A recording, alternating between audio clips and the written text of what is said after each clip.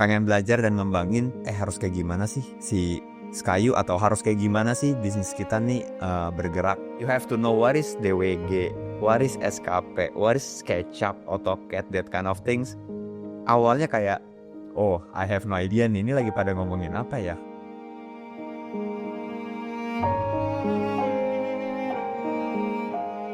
Gatlombi, welcome to the show. Thank you. Habitus Podcast 103, Dealing with Kayu Made Easy. Not your ordinary wood, with Gatlombi of Skayu International.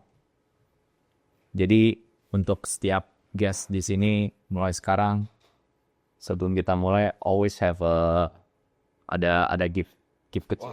Give apaan?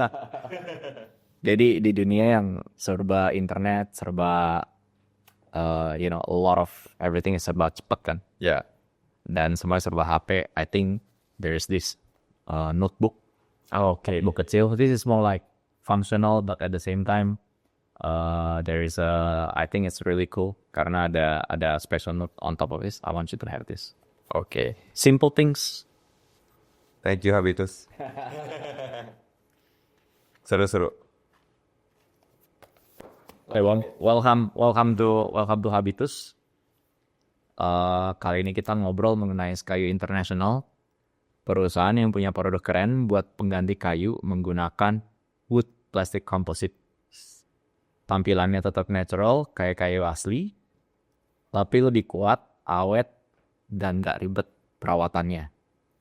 Buat kamu yang suka desain rumah dengan sentuhan kayu tapi pengen praktis, ini bisa menjadi solusi yang pas banget. Thank you. Sebelum kita ngomongin WPC, panelku, dan Skayu, can you briefly talk about how you get into your business? Lu grew up-nya di mana, aslinya mana? Oke, basically gue sih lahir di Jakarta. I'm originally from Jakarta. Ya cuman parents mereka dari luar daerah lah ya. Kalau ditanya, gue grow up-nya tuh lebih ke emang di Indonesia aja, especially di Jakarta. I'm a city guy. Jadi misal ditanya barang-barang, tempat-tempat yang gue pengen tuh lebih ke yang city lah. Terus misalnya ditanya tentang bisnisnya, Skayu itu sebenarnya awal mulanya sih ceritanya juga cukup panjang nih. Jadi gue bareng partner gue juga memikirkan waktu itu bisnis apa yang enak ya, yang seru apa ya. Then comes up with the idea yang kayak, oh oke nih, kayaknya sekarang it's the time for gue sama partners untuk quit the job. Actually kita juga dulunya juga pekerja. Jadi misalnya dibilang langsung jadi Skayu juga it's not that instant juga. Kita juga punya pengalaman di bidang yang sama for many years. Cuman memang kita lebih ke arah kayaknya we decide to get this product. That's it. As simple as that. Waktu itu juga kita bangun Skayu ini pada saat lagi COVID era juga. Jadi 2020 akhir. Ya, gue kenal lu dulu di Le Chateau Living. By the way, pernah podcast sama kita juga. Oh, oke. Jadi gue juga lulusan Le Chateau Living. Ya sih, alumni. I've learned a lot juga di sana. Jadi misalnya ditanya, gue hari ini tuh sebenarnya ya pasti karena mereka juga. I've been to several company juga yang ada di industri ini di bidang yang sama juga.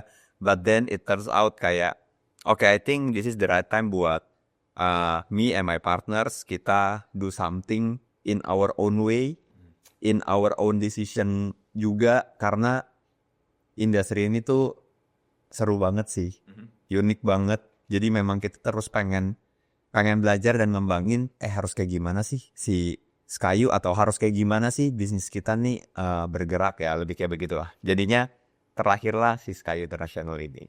Background education lu sesuai gak sama kerjaan hari ini? Ini pertanyaan yang menarik. Menurut gua kalau ditanya sesuai atau tidak, what am I doing itu tuh sebenarnya sesuai. Jadi I'm doing the business things. It's like management and also marketing kan. Jadi majornya gue lebih ke ekonomi tapi management and marketing. So gue sales guy. Jadi kalau ditanya secara background education, oke, masih dibilang ada irisannya, tapi tidak 100% sesuai. Kenapa? Karena in this business lebih ke arah architectural and interior designer things yang sebenarnya di awal mula karir gue agak bingung ya tentang kayak lu baca gambar gimana. Terus you have to know what is DWG, what is SKP, what is SketchUp, AutoCAD, that kind of things. Awalnya kayak, oh I have no idea nih, ini lagi pada ngomongin apa ya. Tapi since then, I've learned a lot. Akhirnya belajar apa itu aplikasi, tools, dan hal-hal yang berkaitan dengan our industry. Jadi bisa ditanya, kuliah di mana? Gue kuliah di UPH, ngambil manajemen, marketing. I'm pretty sure banyak anak UPH yang denger ini. Wah, mestinya sih ya, karena memang pasti banyak anak UPH juga ya. Yang diundang ke UPH jadi pembicara. Waduh, thank you kalau diundang sih kita pasti mampir lah. Jadi memang kalau secara background study itu sih, gue kuliah di UPH, ngambil manajemen, dan kalau ditanya tentang arsitekturalnya nggak nyambung, tapi since I'm a sales guy, then ya masih nyambung lah. How do you know that lu tuh sales guy dan apakah pada saat lu graduate langsung di dunia building supply? Oke, jadi gini. Kenapa gue bisa notice that I'm the sales guy itu lebih ke arah I'm a talkative person sih. Kayak gue selalu suka buat menceritakan sesuatu yang bikin orang jadi interest. Dan gue itu dari kecil suka banget sama yang sebenarnya apa yang bokap gue lakuin. Which is itu dagang. Dagang, berbisnis, dan gue lihat kayaknya seru ya. Kok kayaknya kalau kita bisa influence someone dan bisa ikut apa yang sesuai dengan yang lo inginkan, itu tuh ada momen yang satisfying. It means like, oke, kayaknya tuh berdagang seru. Dagang equal to sales. Jadi menurut gue dari awal itu gue mungkin misalnya tracing back lagi, gue SMA itu gue pernah jualan roti di sekolah. Gue tuh seneng banget kayak, oke, teman gue nih order coklat keju. Oke, ada yang order long cheese. Ada yang kadang tuh bingung. Aduh, kayaknya besok nggak mau dulu deh, Gat. Dan gue bisa tanya, why? Kenapa lo nggak mau? Lo harus sarapan lo. Then I can encourage them kayak, ayo, lu masa nggak mau nyobain sih? Kemarin lu kan nyobain abon. Besok kayaknya lu boleh deh cobain keju. Aduh, tapi lagi nggak pengen, Gat. Dah, nggak apa-apa. Nanti gue bawain lu aja. Kalau lu nggak suka dan lu nggak jadi, nggak apa-apa, gue tinggal bawa balik. Jadi gue tuh demen banget untuk influence orang supaya at least they need to try something yang gue punya. Jadi nggak harus ditolak terus kita, aduh, nggak usah kali ya. Nggak, gue tuh lumayan seneng untuk ayolah, cobalah gitu. Ya, that kind of things lah. Jadi gue realize, oh kayaknya nih gue emang cocok nih jualan. Itu the main reason. Kasih a bit of a drugs. Ya, a bit of drugs. Keep them hooked. Subscription model. So what do you do for fun, bro? Sebelum kita masuk ke barang lo nih. What do you do for fun? How do you keep things fun? By the way, gue gak pernah ngeliat Gat not smiling. So he must be have something. Jadi memang ini menurut gue pribadi ya. Gue selalu ngerasa hidup ini memang kadang tuh nggak gampang. Tidak seindah YouTube. Yes. Tapi in my opinion, when you smile and you think positive, which is sebenarnya gue juga nggak bilang gue ini selalu berpikiran positif dan I need to memancarkan kesenangannya gue, enggak sih. Cuman kalau ditanya, gue cuman memikirkan hal-hal yang menurut gue, oke, let's say you've got the problem, then jangan sampai tuh effect ke your personal juga. Karena gue tetap pengen orang sekitar gue tuh merasakan hal positif. Jadi misalnya gue udah ada pikiran-pikiran yang kayak, ada ini kayaknya berat nih. Dan gue kayaknya bakal jadi bad influence. Better gue mundur dulu aja. That's why misalnya ditanya, kok kayaknya lu senyum terus ya? Karena gue memang memaintain, ya mungkin ini salah satu yang gue pelajari juga dulu. Gue memaintain my happiness aja. Dengan cara ya mungkin, ya gue gak tahu ya, mungkin expertise banyak yang lebih jago. Cuman kalau dari sisi gue cuman pengen, ya orang yang ada di dekat gue harus merasakan happy aja. Jadi pada saat orang membutuhkan lu, atau orang pengen tahu lu, orang itu udah impressionnya adalah you are a happy guy. Oh iya. Then orang tuh akan happy juga untuk ketemu lu. Oh iya. Karena misalnya, apalagi aku sales guy, baik lagi gue sales ya. Kalau gue memancarkan hal-hal yang tidak baik, dan orang itu tidak akan nyaman sama gue, dan orang itu akhirnya turns out, ngapain beli barangnya Gat? Gue even gak nyaman sama dia.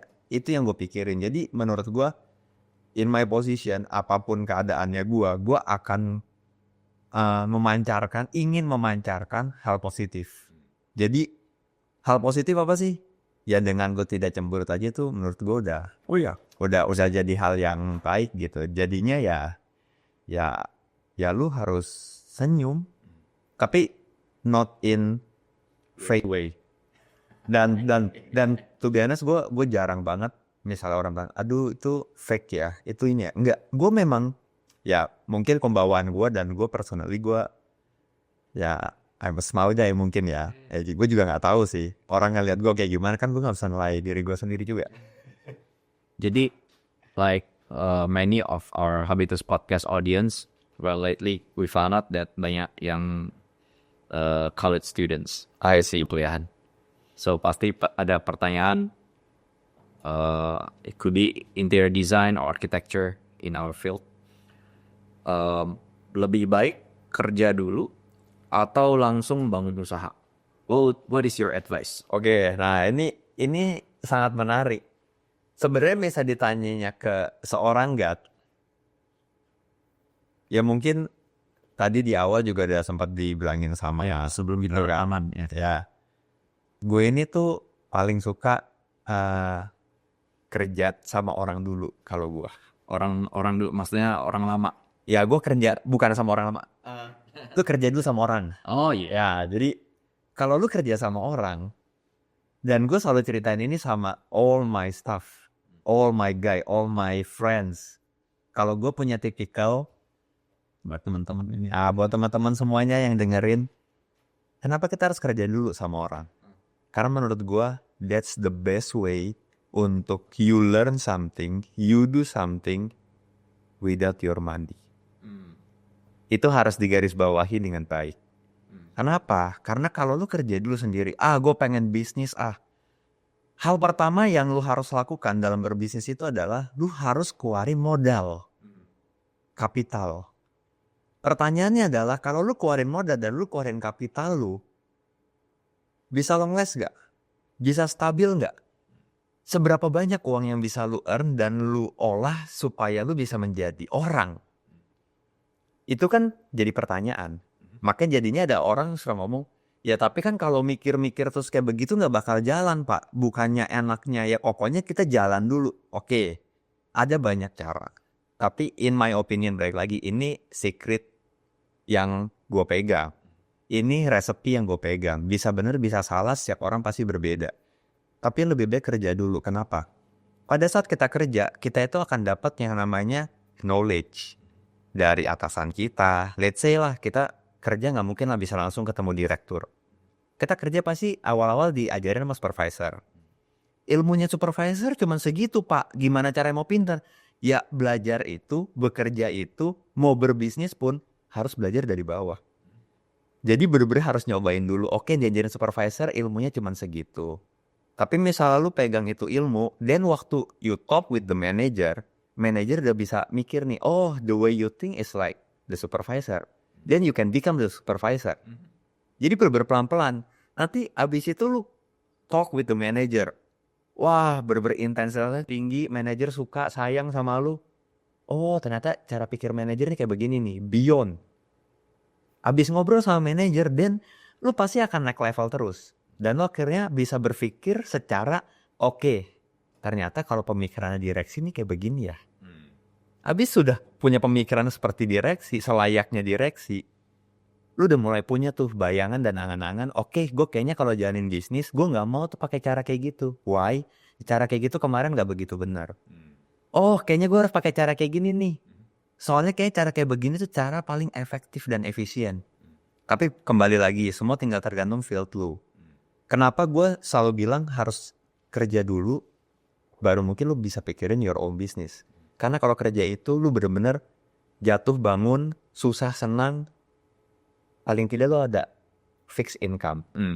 Manajemen resiko sebelum Oke, pertanyaan selanjutnya itu lebih, apakah ada momen di mana you decided like, okay, I think I'm gonna start my own business, atau momen di mana saatnya untuk explore opportunity untuk cari partner? Oke, frankly speaking, menurut gua waktu itu momen yang akhirnya kayaknya this is the right time itu karena gue udah ngerasa my ideas itu udah nggak bisa lagi ditampung dan dijalankan oleh my previous company.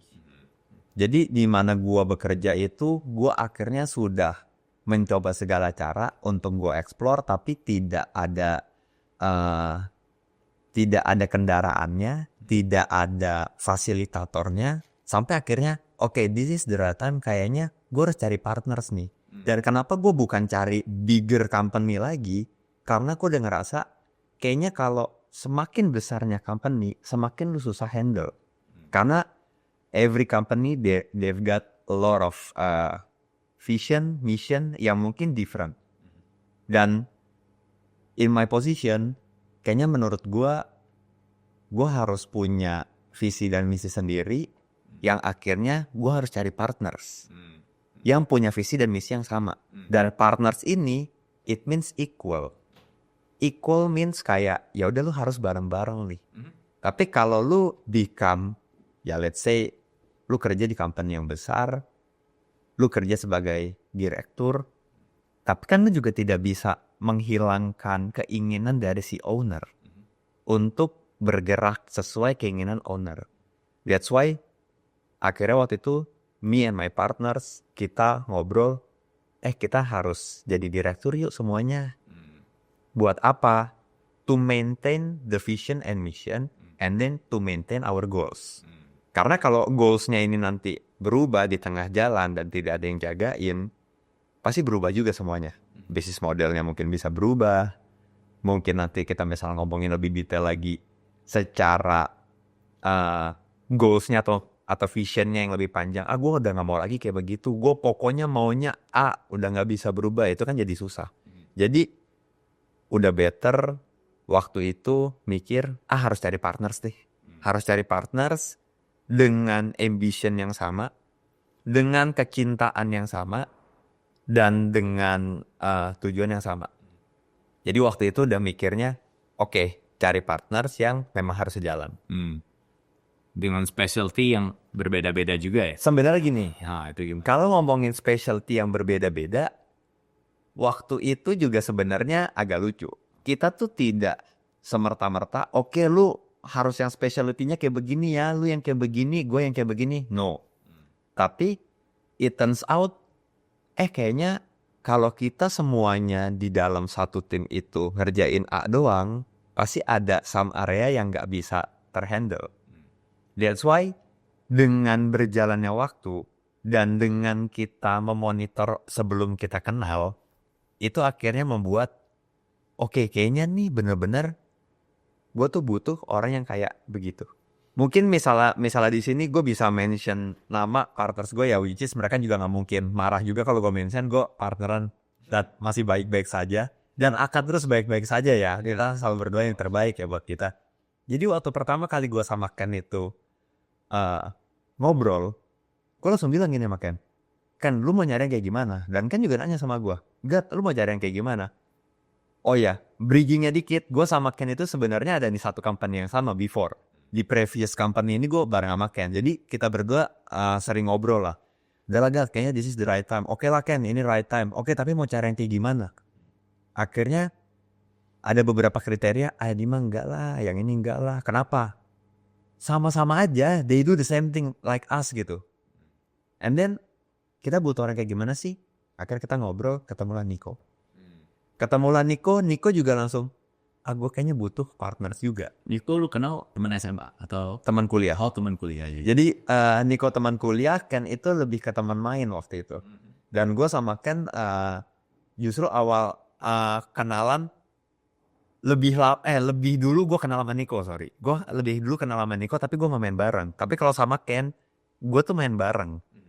Dan akhirnya kita kerja bareng dan kita ngeliat kriteria, aduh yang cocok sama kita nih siapa ya. Bukannya kita memilih, bukannya kita pilih-pilih, tapi memang kita harus cari siapa yang cocok. Emang kebetulan waktu itu Nico dan di situ, ya kita ngobrol, ya gue selalu ngomong sama semua orang, ya it's like this is the right time, right moment. We never imagine kenapa kita bertiga tuh bisa ketemu. Kadang, to be honest, kita bertiga tuh suka ngobrol, kok bisa ya? Kok bisa ya? Karena kita tuh nggak pernah planningin ini semua. Tapi kok bisa ya? Ya begitu aja. Terjadi begitu aja dan akhirnya kita ketemu. Oke, Nico nih jagonya di A, kan jagonya di B, gue jagonya di C. Dan ya kita gabung aja. Yang bertiga tuh enak ya? I think lebih enak dari berdua ya. Jauh. Nah, jadi ini obrolan kita juga nih sebelumnya tadi sebelum kita live ada di sini. Gue tuh selalu ngerasa kalau berdua jalan akan jauh lebih sulit. Kenapa? Along the way kita ini bukannya berpartneran dan tidak berantem loh. Partneran itu pasti berantem, pasti ada gesekan. Tapi kalau kita bertiga selalu ada 2 dan 1. Ada saat lu untuk decide something ya like simple things. Oke, kita mau kasih nama apa? Skayu aja. Mungkin gak semuanya agree dengan nama Skayu. Dan kalau lu berdua, kalau ada satu yang agree dan satu yang tidak agree, dan siapa yang mau dimenangin? Kita mau sweet. Gak mungkin kan? Terus kalau ternyata kita decide sesuatu yang tidak sesuai dengan keinginan, tidak ada yang ikut memberatkan, tidak ada 51% di sana, itu pasti berat.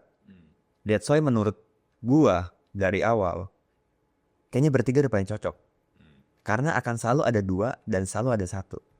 Kalau bisa 3-3-nya sama, lebih bagus. Itu sangat bagus. Dan ya gue gak tahu ya, kan orang-orang tuh punya partner yang katanya sejalan atau kayak gimana. Tapi menurut gue, kita bertiga tidak ada yang sejalan. Tapi kita bertiga bisa saling respect each other. Kita bisa menurunkan ego kita masing-masing. Kita bisa tahu siapa yang lebih jeli. Kita bisa ngelihat kalau udah namanya 2-1, ya udah pasti si 2 ini yang harus kita perjuangin. 1 bukan berarti salah, tapi 1 mungkin belum waktu yang tepat. Tapi at the end kalau ternyata, oh yang benar si 1, kita pun tidak akan pernah mempermasalahkan. Yes.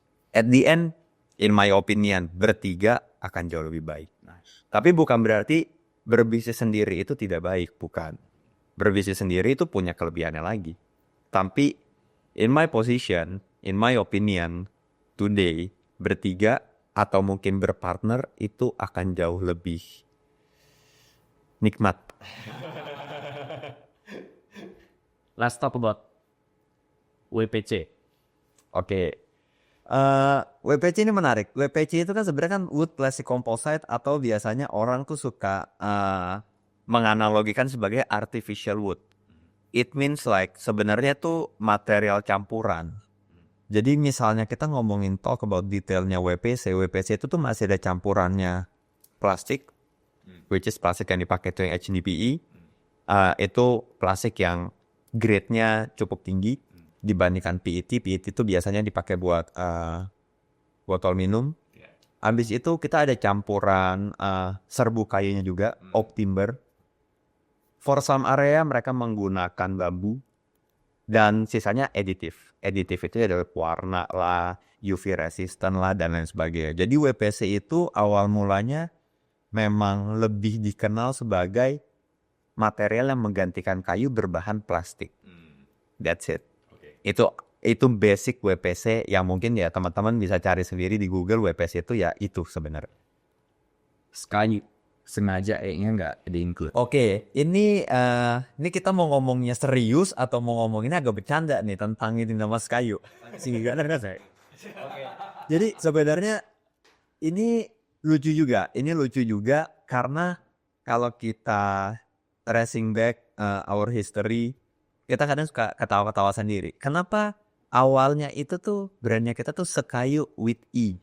Jadi SEKAYU, Sekayu. In the beginning kita udah jalanin itu, tapi ternyata along the way, waktu kita googling, kok nama Sekayu jarang keluar. Itu ternyata nama daerah. Oh gitu. Itu nama daerah, makanya misalnya teman-teman nanti suka lihat itu ada Sekayu Catering, ada Sekayu tuh nama tempat. Jadinya it's very hard for us untuk waktu ngobrol-ngobrol dari mana Sekayu. Mungkin habis itu mereka googling gak ketemu. Sekayu kok gak ada ya, jangan-jangan salah spelling atau kayak gimana. That's why kita rebranding. Rebranding jadi Sekayu. Jadi Sekayu tanpa E. Dan kita put it international in our brand. It means like it's our wish, our hope. Ya kita pengen become a international brand one day. Hopefully harus terjadi. Kita doain dan kita bekerja aja. Tapi the funny thing is about Sekayu sebenarnya adalah seperti kayu. Seperti kayu. Yes. Jadi ya memang karena kita ini barang untuk mereplace kayu, then Sekayu adalah seperti kayu. Oke, pada saat nih kalau let's say gue customer, gue lagi mau bangun rumah atau gue konsultan, pada saat apa gue perlu specify Sekayu dan panelku? Oke, jadi kalau untuk barangnya Sekayu dan panelku, misalnya ditanya pada saat seperti apa, the best time untuk specify our product itu sebenarnya pada saat mendesain di awal. Kenapa? Kita punya modul itu yang mungkin bisa menjadi kelebihan dan kelemahan pada saat mendesain. Contohnya apa? Kita punya panjang yang maksimumnya itu tuh tidak bisa seperti material lain pada umumnya. Maximum length-nya kita tuh cuma 2,9 meter. Let's say misalnya kalian pengen, okay, I wanna design my facade, my second skin like 5 meter long. Ya bisa aja, tapi ada sambungannya loh.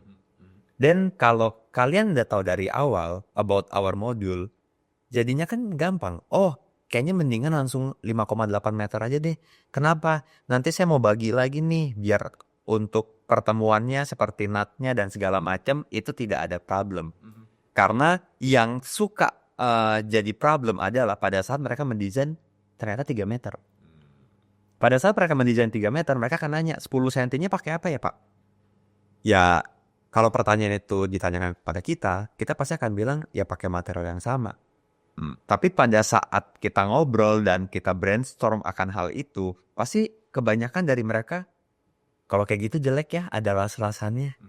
That's why biasa kita ngomong ya udah, the best time untuk mendesain atau memasukkan WPC, Sekayu dan panelku pada saat kapan? Pada saat kan start the design. Karena kalau tidak, itu bisa jadi sedikit issue yang sebenarnya kalau in our industry ya, it's not a big issue. But sometimes kita tahu lah arsitek dan interior itu malahnya elang. Oh, Ada garis, ada gelombang, ada apapun yang mereka tidak suka, itu pasti kelihatan matak sama mereka. Gak nggak presisi ya, gak nggak lurus ya. Ya hal-hal seperti itu kita prevent dengan cara ya And then lu harus tahu nih modul kita segini. Ada kelemahannya ya. Lu harus pakai ini ya. Jadi udah dari awal mau mendesain better sudah ikut. Lebar berapa? Lebarnya kita ada yang 11 cm, ada yang 13. Kalau untuk decking kita cuma satu ukuran 14. 11. Tuh. Itu sama antara WPC dan panelku. Yes. Kalau yang panelku sebenarnya lebarnya lebih variatif. Oke. Jadi misalnya ditanya, kalau yang panelku itu bener-bener mungkin kita ada sekitar 40 macam lah. Jadi ada yang lebarnya 9, ada yang lebarnya 11, ada yang modulnya bisa buat ceiling, ada yang modulnya bisa buat WPC sheet. WPC sheet it's like kalau kalian pengen nge-replace HPL sama lapisan di belakangnya tuh plywood, kalian bisa replace dengan our product yang si wall panel sheet kayak gitu-gitu sih. Generally, if kan pasti banyak yang concern mengenai cost. Yes. Itu how much of a savings kalau misalnya as a replacement? Oke. Jadi gini, kalau kita ngomonginnya tentang material kayu, which is orang sebenarnya udah memahami material pengganti biasanya akan saving cost. Iya. Tapi sebenarnya kalau di kita lebih try to educate our market, our client. It's more like kalau kalian pakai material pengganti kayu, it doesn't mean itu lebih murah. Tidak. Kita tuh mau mengedukasi justru karena ada hidden cost yang tidak terlihat nih. Hidden costnya maksud lu apa sih, Gat? Lebih ke arah maintenance. Maintenance itu cost loh. Kenapa? Let's say kalian pasang itu di fasad, pasang itu di ceiling. Kalian tuh pada saat mau maintenance, ngecat ulang, terus mau di coating ulang, warnanya pudar Gat, warnanya jelek Gat kalau pakai real wood. Ya itu tidak salah, that you need to maintain. Maintain itu murah nggak? Maintain itu tidak murah loh. Mungkin ada beberapa orang yang bilang, enggak, maintenance kayaknya tiap bulan cuman let's say 10 million, 15 million. Oke, coba tadi berapa? Tiap bulan 6 months. Setiap 6 bulan lu harus keluar 15 juta. Coba aja tarik panjang. Kalau 15 juta itu tidak ada inflasi, balik lagi ya, kan kita ada di industri ini. Tiap tahun itu tuh harga tukang aja naik loh. Harga barang aja naik loh. Pasti misal maintenance terus, ada cost yang lu tuh gak pernah imagine, ternyata tuh bisa sebesar itu. Jadi kita selalu edukasi di situ. Jadi misal ditanya, compare to the pricing concern antara WPC sama real wood, to be honest, barang kita terkadang tuh harganya sama. Atau for some produk yang tidak apple to apple, barang kita jauh lebih mahal. Tapi, ada tapinya. Tapi, no maintenance at all. Our product. Zero maintenance. Mungkin gue gak bisa bilang ini zero lah. Makin kesini orang selalu bilang, God, it's not zero. It's less. Why? Kalau kotor tetap harus disapu gak? Tetap harus dipel gak? Tetap harus dilap gak? Tetap. It's less. Tapi kalau tidak dibersihin, apa yang terjadi? Ya gak kenapa-napa. Paling debuan aja. Ya lu tinggal lihat itu debuan mengganggu mata atau tidak. Iya. Tapi kan kalau kita ngomonginnya real wood, kalau kena stain, gak bisa dielap. Harus di coating. Kalau warnanya turun, mau buat fresh lagi. Oke nih lagi Chinese New Year nih. Maunya fresh lagi mau lebaran nih. Maunya fresh Then you have to coat. You have to paint. Sedangkan kalau di kita ya udah gak usah. Udah as it is. Oke, jadi pada saat planning stage, normally ini mirip kalau konsultan nih, gue konsultan arsitek atau interior. God, I want to use your products. I have this DWG, AutoCAD. Do you have a team to figure those out? Of course. Nah jadi itulah yang jadi salah satu kelebihannya kita juga. Jadi ya kita tahu banyak arsitek itu ingin mempermudah pekerjaan mereka, dan kita pun to be honest ingin mempermudah kerjaan mereka. Kenapa? Kalau if you guys selling only produk, then orang juga lama-lama enak. apa selling point lebih lu. Kalau lu hanya menjual, then lu juga nggak tahu apa yang jadi kelebihan lu. That's why, baik lagi, kalau cuma ada DWG nih, ada AutoCAD, just give it to us. Nanti kita ada tim, ada drafter, ada orang di balik layarnya kita yang akan bantuin kalian untuk specify. Oke, ini cocoknya materialnya A, ini materialnya B.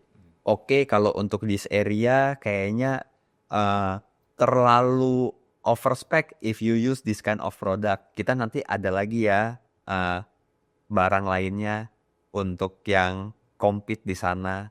What I mean is, kita nggak pernah punya second line brand. Jadi misalnya ditanya, kenapa ada Scayu dan kenapa ada Panelku? Scayu itu totally for outdoor area. Jadi semua yang hubungannya sama outdoor, it must be Scayu. Weather resistant. Weather resistant. Tapi misalnya kita ngomong, we talk about, God, ini nih adanya di interior, God. It's too much kalau kita pakai Scayu. Overspec. Lu nggak ada barang lain? Oh ada. That's why Panelku ada di sana. Panelku berfungsi untuk fill that gap. Jadi sebenarnya kalau mau ditanya pakai Panelku di outdoor boleh nggak? Jangan. Pakai Scayu di indoor boleh nggak? Boleh. Tapi terkadang tuh kurang fit aja. But if the client don't care ya sudah. But at least us as a principal, kita mencoba untuk memilah-milah supaya klien pun paham. Arsitek interior juga tahu knowledge-nya. Dan kembali lagi, yang tahu produknya kan sudah pasti kita. Makanya kita tuh punya tim untuk membantu para arsitek dan interior. Supaya, oke, God, gue ada gambarnya nih. Bukan berarti gue gak tahu produk lu. Gue selalu pakai barang lu. Gue selalu tahu produk lu. Tapi gue gak tahu ya, for this project, which one is the fitter one? Mana sih yang cocok? Coba lu bantu deh. Lu kasih rekomendasi. Pasti kasih rekomendasi.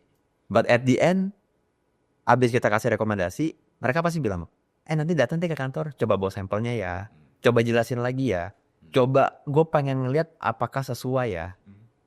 Jadi memang kita benar-benar mau kasih service lebih, supaya mereka bisa teredukasi dengan baik. Dan kita tidak hanya semerta-merta, oke, gue dapet project, ya udahlah gue hitungin yang ya sesuai sama Trindi lu lah, atau enggak ya sesuai sama DWG lu. Tidak, kita akan bantuin mereka sampai ke polanya waste terendah, karena itu lumayan penting. Karena kadang klien itu suka bingung, gila ya pakai barang A kok begini ya harganya ya, kok nggak make sense ya, kok you guys nggak bisa kasih gambaran pola terbaik, waste management terbaik. Hal-hal seperti itulah yang sebenarnya ada di timnya kita untuk bisa membantu memanage hal-hal yang kayak begitu. Karena waste itu tuh tidak bisa dibebankan ke company lo. Itu bebannya klien lo. Jadi karena itu bebannya klien, kita mau buat sedemikian rupa supaya klien memang dapat yang terworth it. Gitu ya. Jadi we try to manage that kind of things saja sih. Jadi itu juga, tadi kan lu bilang ada lebarnya berapa yang panel tuh lebih banyak ya lebarnya. Betul. So you guys choose which one is the best untuk certain areas lah ya. Yes. Jadi itu juga bisa buat dinding, buat ceiling, sama buat lantai. Betul. Wow. That's awesome, dude. Ini kalau gue nggak podcast juga nggak tahu nih. Nah ya jadi ya sebenarnya misalnya didiskusikan lebih matang, nggak banyak orang tahu produk kita sampai sebegitunya sih. Yang mereka tahu kasih kayak cuman, oh iya ya barang-barang kayak begitu ya banyak. Iya sekali itu proyeknya di sini. Ya lebih ke situ. Padahal sebenarnya kalau kita cermatin lagi lebih dalam ya, itu tuh bisa kita pelajarin juga gitu. Apa yang the best for architect, sometimes it's not the best for contractor either sih. Jadi kadang kita ngobrol sama two sides lah. Misalnya kayak begini tuh susahnya di mana sih? And my team itu tuh semuanya diusahakan ya. Gue selalu menggunakan kata diusahakan karena we are not perfect guy. Kita selalu mengusahakan what is the best untuk your project. Ya, in terms of pola, in terms of misalnya lu ada mau maintenance di some area, lu pengen yang yang ini manhole-nya mau kayak begini, nggak? Tapi in terms of design, it doesn't fit. Itu kan kita harus ngobrolin. Dan terkadang hal-hal yang kayak begitulah yang what I see di industri ini tidak semua mau. Nah, itulah yang akhirnya kita ambil adalah kita yang mau nih ngurusin kayak begitu. Walaupun akhirnya bebannya ada di kita. Dan sulitnya kita adalah akhirnya tim kita yang bisa dibilang membengkak. Kenapa? Karena my drafter itu sampai memanage hal-hal yang seperti itu. Dan drafter kita jadinya ya kasarannya kayak arsiteknya mereka juga. Berapa drafter punya? Kita total ada 14 sih drafter. 14 drafter nih. Ada 14 drafter. Jadi ya banyak orang yang suka isengin kita. Oh itu mah udah jadi firm company arsitek sendiri ya. Bedanya gini, kita hanya mendrafting. Kita hanya mendetailing apa yang arsitek inginkan. Kita tidak bisa mendesain. Karena kan desain is all about thesis. Ya taste-nya kita kalau ditanya ya nggak bisa lah. Cuma lo kalau mau punya case buat manhole gue ada yang bagus sih, no. Dulet bro. Oh iya, bagus sih. Ya mungkin kalau nggak bisa lihat nanti main ke Habitus. Install. Oh, Lucu ya. lucu bro itu. Jadi bisa buat AC sliding banyak. Ya, udah we plan to a placement manhole di tempat-tempat yang nggak kaget lah gitu. Ini kan simetris tuh sama lampit. Yap. Sangat simetris ini. Ada pasti di desain dong. Nah, installer bro, lu ada include tim installer juga. Is the price including installation? Oke, jadi gini. Untuk barangnya Skayu, karena itu sebenarnya tidak susah dipasang, tapi kita punya beberapa rules.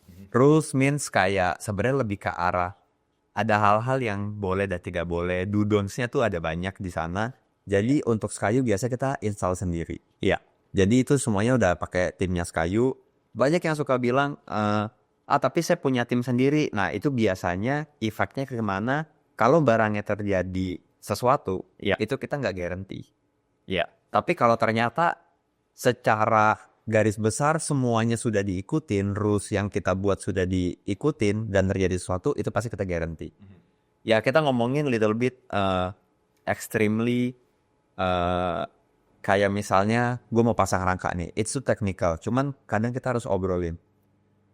My product is very rigid. It's like real wood. Benar-benar kalau dipegang, kalau dilihat udah kayak kayu asli. But the thing is, that's WPC. Masih ada plastik di situ. Pada saat kalian buat rangkanya itu tidak sesuai sama yang kita anjurkan, let's say we suggest, kamu harus pasang rangkanya 30 cm. But then for some owners, pasti mereka pengennya yang cheap aja deh, nggak usah 30. Ya, rangka penting ya. Rangka 40 aja deh. Ya. Itu produk pasti hancur. Pasti. Oke. Kenapa? Karena memang yang kita suggested adalah 30 cm. Nah itu aja bisa efek ke produk. Produk itu pasti bisa rusak. Kenapa bisa rusak, Gat? Balik lagi. I try to ceritain ini semua dan educate juga ke klien. WPC itu tetap ada muai susut. Kalau ada yang jualan WPC terus dia bilang tidak ada muai susut, please coba ngobrol lebih detail deh. Kenapa? Karena WPC itu pasti tetap ada muai susut. Bedanya muai susutnya dia memanjang. Kalau kayu itu melebar. Makanya biasanya misalnya kita punya pintu rumah misalnya pakai kayu solid, pasti suka kok nyangkut-nyangkut ya. Karena itu dia melebar. Tapi kalau kita ngomongin WPC, muai susutnya tuh memanjang. That's why biasanya tuh kita kasih ada acuan. Oke, gapnya harus sekian ya. Nanti cara pemasangannya seperti ini ya. Kita harus dijalanin. Kalau tidak dijalankan, pasti barangnya rusak. Pasti. Jadi kalau untuk kayu, installernya pasti dari kita. Dan harga itu exclude dari price list. Biasanya nanti harganya ada tersendiri. Untuk panelku, karena hampir semua barangnya panel untuk interior, I can guarantee everyone can install it. Even kita pernah coba our OB guy, mereka tuh kerjain satu bidang kantornya kita itu pakai barang panelku. Dan itu cuman pakainya sealant, yang penting bisa tarik lurus, benang apa segala macam, that's it. Jadi misalnya ditanya installernya ada nggak? Ada, tapi untuk kayu. Kalau untuk panelku, we prefer to sell it to the client directly. Untuk orang-orang awam, Yes. they want to plan the house or whatever the facade. Ya. Sekayu price range ballparknya itu Kita kalau ditanya price range ya, ini udah hitungannya per meter. per meter persegi. Per meter persegi kita ngomongnya untuk ceiling atau untuk fasad dulu per meter persegi itu kita start from 1,4 juta per square meter. Kalau untuk decking sekitar 2,2 juta per square meter. Itu material only. Itu barang yang menurut kita udah the best you can get di pasaran. Karena di Indonesia di market itu tuh banyak yang jual di bawah itu, tapi frankly speaking the quality is different, the finishing is different, everything so different. Jadi kalian bisa ngelihat perbedaannya pada saat barangnya itu di side by side. Decking itu lebih susah ya pasangnya atau gimana? Decking itu sebenarnya bukannya lebih susah, tapi lebih ke arah decking itu punya material yang jauh lebih tebal. Oh, masih. Sedangkan kalau yang untuk fasad yang tadi kita omongin atau untuk ceiling, kenapa dia secara price range lebih rendah? Karena dia lebih tipis. Jadi memang sebenarnya lebih ke arah decking itu mahal, tebel. Karena buat diinjek. Kalau yang si ceiling sama fasad, ya nggak diinjek. Jadi ya lu nggak perlu setebal itu. I'm learning something today. Kalau panelku price range-nya? Kalau panelku price range ya, kalau panelku sebenarnya kita jualnya persatuan perbatangan. Perbatangnya itu sekitar 300.000 sampai 450.000. But then misalnya kita ngomonginnya per pieces tadi, itu kan kita nggak tahu lebar berapa. Kalau mau dipermudah, price range kita per square meter itu start dari 750.000 sampai 1,3 juta. Oke, that's panelku ya. Panelku. Jadi misalnya ditanya, ya ini untuk lebih convincing lagi, compare to HPL, plywood dan teman-temannya, biasanya mereka itu pengerjaannya 1,4, 1,5 juta itu start. Tapi kalau kita 750 sampai 1,3, jadi ya hampir half. Oke. Itu. Ini juga banyak yang tanya mengenai sustainability. Is that something that you guys, Skayu and Panelku talk about? Sudah pasti. Oh, jadi oke. sebenarnya gini, misalnya kita ngomongin masalah sustain itu lebih ke arah setiap orang punya perspektif yang berbeda-beda tentang sustain. Tapi in our opinion, Skayu itu lebih mementingkan masalah, oke, karena barang kita ini sustain, ya kita ini kan tidak menebang pohon dan lain sebagainya. Kita ini bisa replace in the good way. Jadi secara tidak langsung kita ini juga sudah membantu. Walaupun memang kita sejujurnya kita tidak pernah yang namanya kayak campaign ikut kayak harus nanam pohon seperti ini dan lain sebagainya. Ya kita tidak ikut campaign seperti itu. Tapi sustain yang kita inginkan lebih ke arah ya sudah, jangan ikut nebang lagi yuk. Oh ya benar ya. Lebih ke arah situ aja. Karena kita bisa dibilangin, wah kita benar-benar ikut kampanye banget ya, berarti kita nggak boleh pakai kertas apa segala macem, which is itu juga kita juga nggak bisa hindari gitu. Kita kasih tetap pakai kertas. Iya. Nah jadi kita lebih ke arah, ayo kan lagi pengen nyari barang-barang yang cukup baik nih. Iya. Mau nyari barang-barang yang menggantikan si real wood. Ayo nih ada barang WPC yang similar to real wood. Dan misal orang selalu bilang, nggak suka sama WPC, modelnya begitu banget, plastik banget. Oh, pickle. That's 15 years ago bro. Now different things. Yes. benar-benar berbeda, benar-benar new technology, Iya.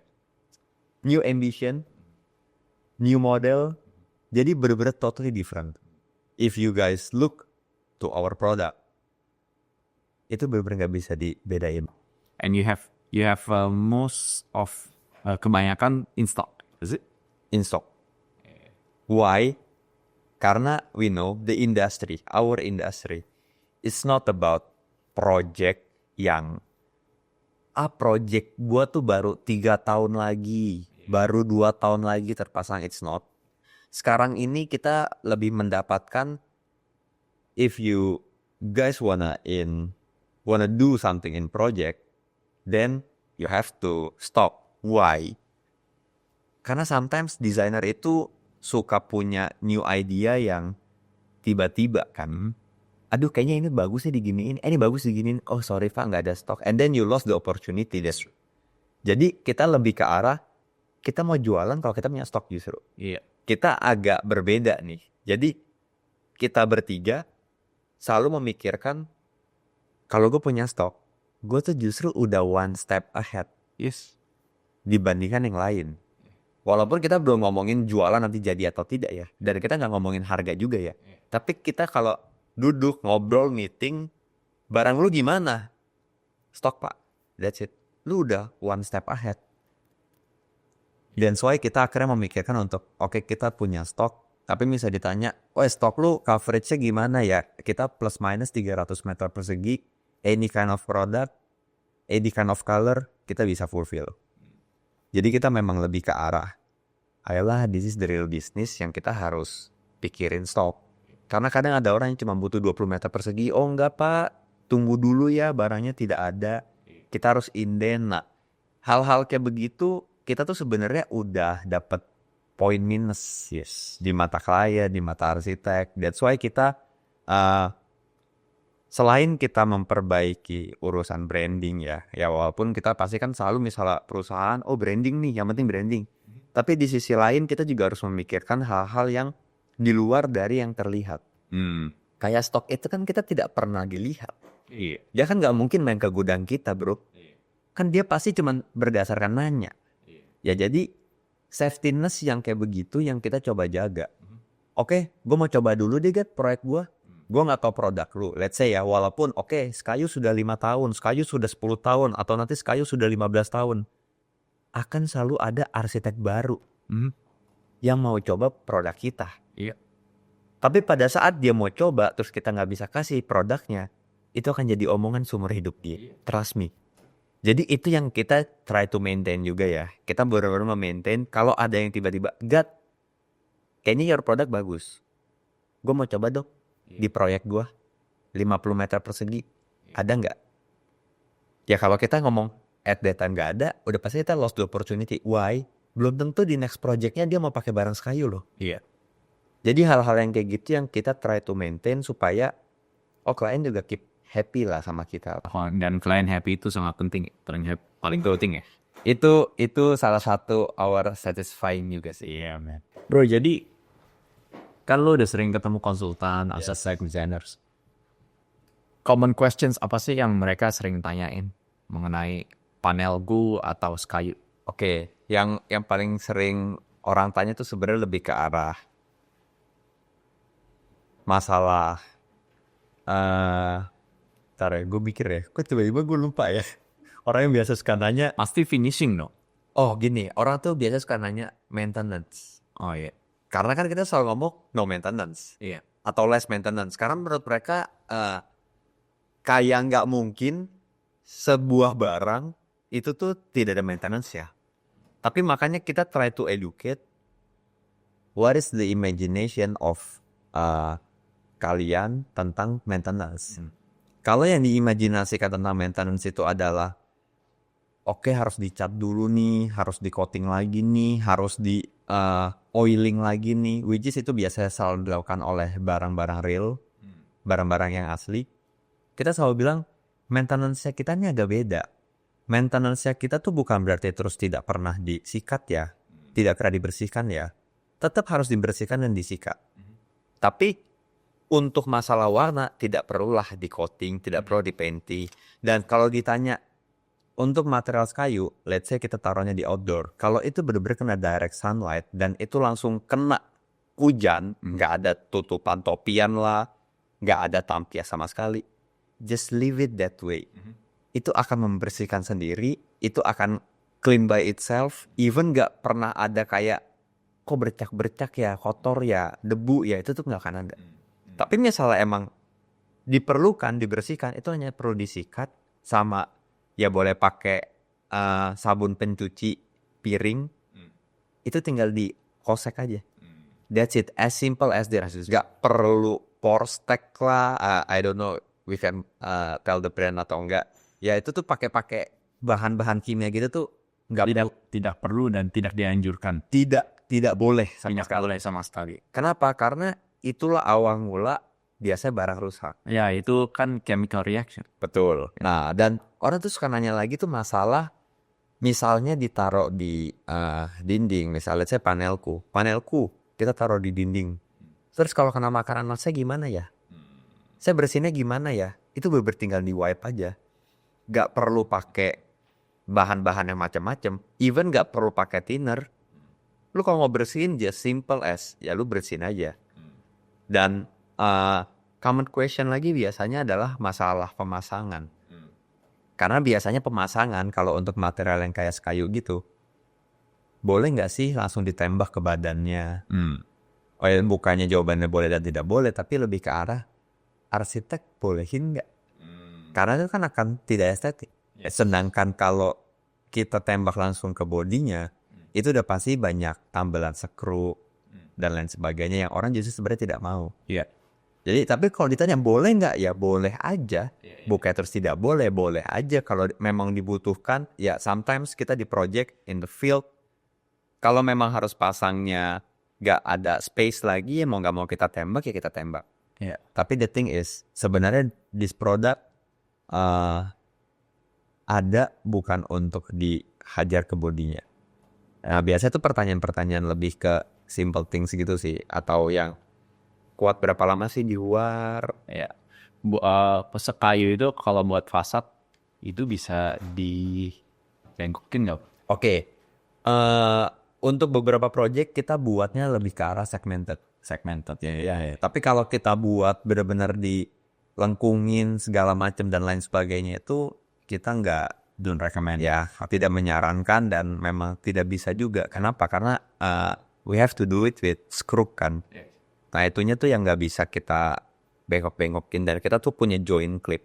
Nah joint clipnya itu nggak bisa dimacem-macemin. Oke. Tapi pernah kita coba? Pernah. Oke. Ada bisa membantu dalam hal isolasi suara atau ruangan? Jadi sebenarnya gini, kalau untuk materialnya kayu, kita misalnya mau ngomongin, oke, jadi fasad, jadi second skin, bantu insulation nggak? Pasti bantu. Bantu heat insulation juga nggak? Pasti bantu. Justru kan adanya second skin pasti bantu heat insulation tadi kan. Tapi kalau untuk masalah suara dari luar, cukup membantu tapi tidak yang terbaik. Karena misalnya kita mau ngomongin, oke, yang terbaik tuh maksudnya kayak gimana ya, Gat? Some of our friends kayak vendors juga, mereka akan jauh lebih berani untuk kayak it's like menggaranti, oke, lu kalau emang mau kedap suara, mau heat insulation, pakai aja aluminium frame dengan 3 lapis kaca, dengan sistem seperti ini, bla bla bla, jauh lebih membantu itu dibandingkan our material. Kenapa kita selalu bilang material kita tidak bisa kayak 100% membantu? Karena tetap ada rongga, tetap ada celah, dan tidak bisa kedap. Kalau yang namanya ada celah, kita ngomonginnya panas sama suara kasih masuk. Tapi kalau untuk barang panelku, kita memang ada satu produk yang khusus untuk insulation, supaya tidak gemak. Jadi ada namanya acoustic panel, tapi sudah ada dekoratif panelnya. Itu keren banget. Nah, jadi memang itu yang biasanya suka kita suggest to our client untuk di ruang karaoke, untuk di movie theaternya, naruh podcast ya. Ya misalnya nanti cek to our panelku.co.id, dan di situ tuh kita banyak makeover, remake ruang podcastnya podcaster ternamanya Indonesia. Ya karena mereka memang butuh gitu. Gema itu kadang menjadi problem untuk mereka. Tapi ya memang kita nggak bisa bilang barang kita nih yang terutama secara konsep. Kenapa? Suaranya kita itu tuh bisa mengurangi, barangnya kita itu bisa mengurangi gema, tapi bukannya terus 100% sebagai sound insulation. Balik lagi kalau untuk perlu yang lebih expert, ya you can tell a lot of material yang bisa membantu kayak panel, kayak rock wool, that kind of things itu tetap jauh lebih perfect. But us, ornamental itu complementary, betul. Dan lebih ke arah pengen punya ruangan agak kedap, tapi nggak mau jelek. Karena kan kalau let's say misalnya you use rock wool, itu udah pasti ya, lu nggak bisa cantik lah. Tetap lu harus dekorasiin luarnya kan. Dalamnya oke, tapi luarnya kan masa mau di painting doang, kadang kan kurang bagus. Tuh, lebih ke arah situ sih. Dan udah, I suppose it's tahan rayap dan jamur. Of course, 100%. So, jadi, nah, untuk di mana dan bagaimana cara mendapatkan produk kayu dan panel. Oke, Tinggal telepon kata aja. jangan dong, nanti handphone Benda 858. Nah, basically sebenarnya gini sih, ya let's take a look to our website. Kita juga ada website juga kan, our Instagram juga, ya nanti bisa bisa cek di sana karena ada contact listnya juga. But basically semuanya yang kita jual dan kita lakukan itu biasanya bisa langsung melalui si Skayu. Atau ya kita sebenarnya ada beberapa pointed distributor yang memang sudah kerja sama kita di beberapa area. Jadi misalnya kayak begitu, nanti mau tahu detailnya kayak gimana, better contact dari website atau Instagram aja dia. nanti kita juga ada podcast description-nya bisa di situ lah. Ya boleh dari situ. Rapid fire questions, bro. Panelku atau Skayu? Skayu. Warna favorit untuk interior rumah? I'll choose Boston one. Ada nanti di produknya Skayu warna Boston. Lihat aja itu warna bagus, Pasti warna arsitek banget. warna arsitek banget. Your biggest inspiration? To be honest, James Gui. Yes. Tempat favorit liburan? Ya udah pasti city. Any kind of city. Any cities? Any cities. Previously you went to Korea ya? Shanghai. Satu hal yang nggak boleh lupa saat memulai proyek baru? Doa bro. Doa abis itu preparation. Nah, Itulah. ya. Saran singkat untuk para pengusaha muda? Berani belajar sih.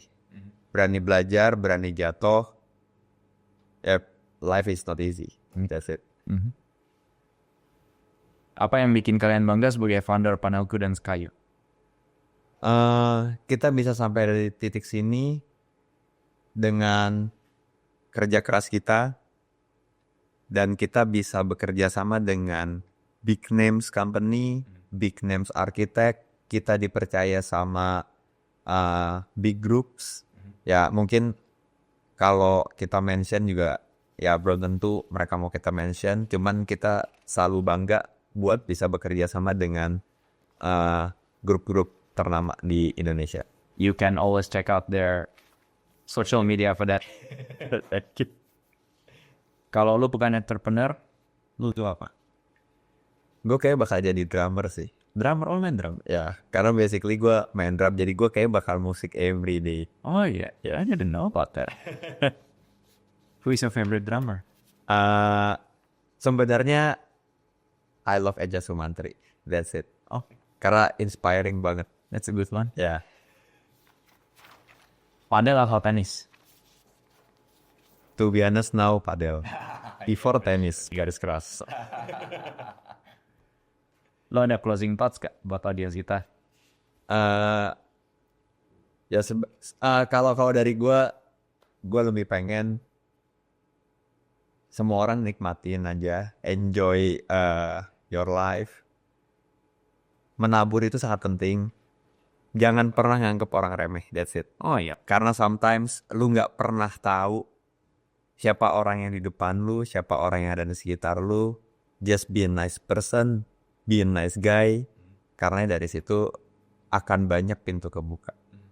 Dan menurut gue satu lagi sih, kalau lu memang mau keluar ke top, lakukan dan kerja. That's it. Karena menurut gue pintu nggak akan kebuka kalau lu tuh tidak bekerja. Jadi harus kerja. Dikejar gak? Harus bro. Harus. Dobrak bila perlu. Dobrak bila perlu. Karena that's the best way untuk orang tuh tahu lu siapa. Atau orang tuh tahu lu pengen ngapain. Kalau lu berharap uang itu datang dengan sendirinya, no. It never happens. Never happens. Ada pesan lain lagi bro sebelum kita tutup? We can go on and on. Nggak ada bro. Aman. Semuanya everything is good. Life must be good. Yeah. Gat Lombi, thank you from Sky International and panelku. Thank you bro. Sama sebut seeing you. Yeah. Thank you bro.